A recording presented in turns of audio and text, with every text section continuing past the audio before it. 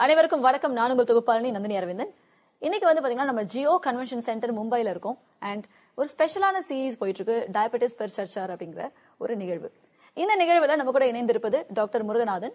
இவர் பாத்தீங்கன்னா திருப்பூர்ல இருந்து வந்திருக்காரு and he's a diabetologist. So வணக்கம் sir, welcome to the show. உங்களை பத்தி ஒரு சில வார்த்தைகள் சார். வணக்கம், நான் டாக்டர் முருகநாதன், திருப்பூர்ல இருக்கேன். நான் ஒரு பொது மருத்துவர். நான் நீரிழிவு நோய், இரத்த கொதிப்பு மற்றும் மாரடைப்பு போன்ற எல்லா பொது மருத்துவ வியாதிகளையும் நான் கவனிக்கிறேன். இன்னைக்கு இந்த நீரிழிவு நோய் பற்றி ஒரு விழிப்புணர்வு ஏற்படுத்துவதற்காக இந்த நிகழ்ச்சியை ஏற்பாடு செய்திருக்கா சொல்றாங்க. அதனால நீரிழிவு நோய் பற்றி நான் இப்போ கொஞ்சம் சில விழிப்புணர்வு கருத்துக்களை உங்களோட பகிர்ந்து கொள்ளலான்னு ஆசைப்படுறேன். சார், முதல் கேள்வி என்ன அப்படின்னா, இப்ப இருக்கக்கூடிய அந்த கரண்ட் சுச்சுவேஷன்ல நிறைய பேருக்கு இந்த விழிப்புணர்வு அப்படிங்கிறது இல்லை. அதாவது டயபெட்டிஸா இருக்கட்டும் இல்ல மற்ற விஷயங்களா இருக்கட்டும், டயபெட்டிஸ் சார்ந்த விஷயங்களும் சரி அண்ட் டயபெட்டிஸ் பத்தியும் சரி ஒரு விழிப்புணர்வு ஏற்படுத்தணும்னா மக்களுக்கு நீங்க என்ன சொல்வீங்க? பொதுவாகவே இப்போ நம்ம மக்களிடையே பார்த்தீங்கன்னா எல்லாருக்குமே ஒரு என்ன ஆர்வம் அப்படின்னா, சீக்கிரமா பணம் சம்பாதிக்கணும், ரொம்ப சமூகத்தில் பெரிய ஆள் ஆகணும் அப்படின்னு நினைக்கிறாங்களே ஒழிய இந்த உடல் ஆரோக்கியத்தை பற்றி ஒரு விழிப்புணர்வு இல்லை. அவங்கள நிறைய பேர் நான் கேட்டிருக்கேன், உங்களுடைய எடை எவ்வளவுன்னு கேட்டால், எடைங்களா எனக்கு தெரியல, நான் கல்யாணம் பண்ணும்போது பார்த்தேன் எடைனா. எவ்வளோ நாள் ஆச்சு கல்யாணம் ஆகினா? 10 வருஷம்ன்றாங்க. ஸோ 10 வருஷம் கூட எடை பார்க்கறது இல்லை. அவ்வளவு விழிப்புணர்வு கம்மியாக இருக்கு. ஆரோக்கியமாகவே இருக்கணும்னு நினைக்கிறது இல்லை. முதல்ல அவங்களுக்கெல்லாம் நிறைய பொருள் ஈட்டணும் அப்படின்ட்டு. நான் எப்போதுமே சொல்லுவேன், பொருள் நல்ல உடம்பு இருக்கும்போது நிறைய பொருள் ஈட்டிட்டு அப்புறம் உடம்புக்கு சரியில்லாங்கும் போது அந்த பொருள் ஈட்டினதெல்லாம் செலவு பண்ண வேண்டிய சூழ்நிலை வருது. அதனால தான் நான் என்ன சொல்லுவேன், ஆரோக்கியம் தான் ரொம்ப முக்கியம். அதுவும் வருமுன் காப்பது நல்லது. எப்போதுமே ஒரு வியாதி வர்றதுக்கு முன்னாடி அதை பற்றி தெரிஞ்சுக்கிறது நல்லது. நீங்கள் கேட்ட மாதிரி நீரிழிவு நோய் பற்றி நிறைய பேருக்கு அந்த ஒரு விழிப்புணர்வே இல்லை. ஏன்னா அந்த நீரிழிவு நோயும் சரி, உயர் ரத்த அழுத்தம், ரத்த கொதிப்பும் சரி, சைலண்ட் கில்லர். ஆரம்பத்தில் ஒன்றும் அறிகுறியே இருக்காது. அதனால அவங்க அதை பற்றி கவலைப்படுறதே இல்லை.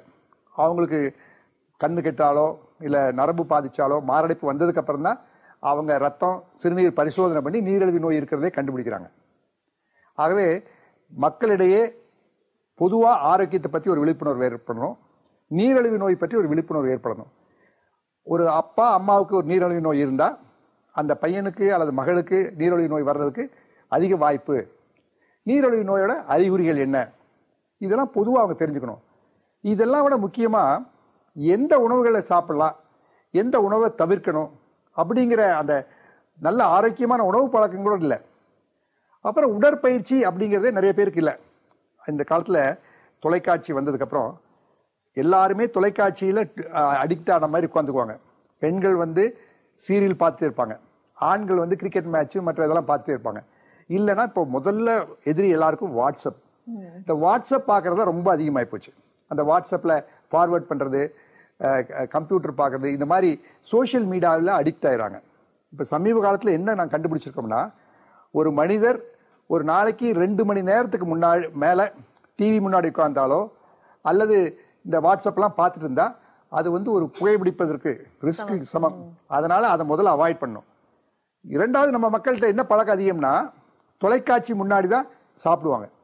அப்படி தொலைக்காட்சி முன்னாடி சாப்பிடும்போது என்ன ஆகுதுன்னா, அவங்க என்ன சாப்பிட்றாங்கன்னே தெரியுதில்ல.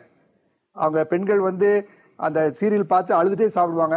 ஆண்கள் விராட் கோலி 100 அடித்தா இவனு 100 கேஷ்நட் சாப்பிட்டுட்டு அப்படியே என்ஜாய் பண்ணுவாங்க. இது தவிர்க்க வேண்டிய விஷயம். ரொம்ப அருமையா சொன்னீங்க டாக்டர். அடுத்ததாக HbA1c பத்தின ஒரு விழிப்புணர்வு கொடுங்க. இப்போ ஒரு மனிதருக்கு நீரிழிவு நோய் வந்துருச்சு. அவங்க என்ன பண்றாங்க அப்படின்னா, இந்த ஹோம் பிளட் சுகர் மானிட்டரிங் வாங்கிக்குவாங்க. எப்பெல்லாம் தோடுதோ அவங்க குத்திட்டு பிளட் பார்த்துக்குவாங்க. அதில் கரெக்டாக சரியாக அவங்க புரியாது. அவங்க சாப்பிடாமல் இருக்கும்போது பார்ப்பாங்க, இல்லைன்னா ஒரு 3-4 நாள் நல்ல வீட்டில் ரெஸ்ட் எடுக்கும்போது பார்ப்பாங்க. அப்போ அந்த ரத்தத்தில் சர்க்கரை கம்மினா, சரி எனக்கு ரத்தம் சர்க்கரை கண்ட்ரோல் ஆயிடுச்சுன்னு நினைப்பாங்க. இதே நேரத்தில் ஒரு முக்கியமான விஷயம், இந்த ஹோம் பிளட் சுகர் மானிட்டரிங் பிரபலமான மாதிரி ஹோம் பிளட் ப்ரெஷர் மானிட்டரிங் பிரபலம் ஆகலை. அதனால் சர்க்கரை வியாதி உள்ளவங்களுக்கு ரத்த கொதிப்பு வர்றதுக்கு வாய்ப்பு அதிகம், 2 மடங்கு அதிகமாக வாய்ப்புண்டு. அதே மாதிரி ரத்த கொதிப்புடையவங்களுக்கும் சர்க்கரை வியாதி வர்றதுக்கு 2 மடங்கு வாய்ப்புண்டு. ஆகவே ஒருத்தருக்கு ரத்த கொதிப்பு இருந்தாலும் சரி, நீரிழிவு நோய் இருந்தாலும் சரி, மறுபடியும் செக் பண்ணி பார்த்துக்கணும், பரிசோதனை பண்ணுறது நல்லது. இப்போ இந்த ரத்த சுகர் பார்க்கும்போது நார்மலாக இருக்குது அப்படிம்பாங்க. சில நேரங்களில் அவங்க காலையில் அல்லது மத்தியானம் நல்ல விருந்து சாப்பிட்டு பிளட் சுகர் பார்த்தா அதிகமாக இருக்கும் சர்க்கரை. இந்த HbA1cங்கிறது பார்த்தீங்கன்னா கடந்த 3 to 6 மாதம் எப்படி அவருடைய சர்க்கரை அளவு இருக்குது அப்படிங்கிறத கண்டுபிடிக்கிறதுக்கு இந்த HbA1c ரொம்ப உதவும். இந்த HbA1c வந்து நிறைய பேருக்கு தெரியாது, பிளட் சுகர் பார்க்கறது மட்டும்தான் தெரியும். ஆனால் நம்ம எல்லாரும் மருத்துவர்கள் எல்லாம் சேர்ந்து விழிப்புணர்வு ஏற்படுத்தும் பொழுது இந்த HbA1cயை குறைஞ்சபட்சம் 6 மாதத்துக்கு ஒருக்காவது பார்த்துக்கணும். அந்த HbA1c கண்ட்ரோல் இருக்கணும். அதாவது ஒரு நீரிழிவு நோய்க்காரருக்கு 7 HbA1c கீழே இருந்தால் நல்லது, கண்ட்ரோல் ஒரு அளவுக்கு இருக்குன்னு அர்த்தம்.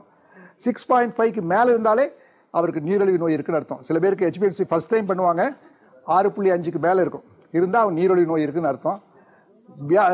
வைத்தியம் செஞ்சு சிகிச்சை எடுத்துக்கிறவங்க எப்பொழுதுமே HbA1cயை 6 to 7 வரைக்கும் வச்சுக்கிறது நல்லது. 7க்கு மேலே போனாலே அவங்க கண்ட்ரோல் சரியில்லைன்னு அர்த்தம். அதனால HbA1c வந்து கண்டிப்பாக 6 மாதத்துக்கு ஒருக்கா பார்க்கறது நல்லது. அது உங்களுடைய கடந்த காலத்தில் உங்களுடைய சர்க்கரை அளவு எப்படி இருக்குன்னு தெரியும். ஒரே ஒரு சர்க்கரை அளவு மட்டும் வச்சு அவங்களுக்கு சர்க்கரை கண்ட்ரோல் இருக்குன்னு சொல்றது மிக மிக கஷ்டம். ரொம்ப நன்றி டாக்டர். கண்டிப்பா வந்து பாத்தீங்கன்னா இந்த விஷயங்கள் எல்லாமே மக்களுக்கு வந்து ரொம்ப பயனுள்ளதாக இருக்கும் அப்படின்னு நாங்க நம்புறோம். மேலும் தகவல்களுக்கு, அதாவது டயபெட்டிஸ் மற்றும் அதை எப்படி கண்ட்ரோல் பண்ணுங்கிற தகவல்களுக்கு ஃபேஸ்புக் பேஜை நீங்க அணுகலாம், டயபெட்டிஸ் பர் சர்ச்சார். மற்றும் நாங்க யூடியூப், இன்ஸ்டாகிராம் மற்றும் ட்விட்டர்லயும் இருக்கோம். நன்றி, வணக்கம். வணக்கம்.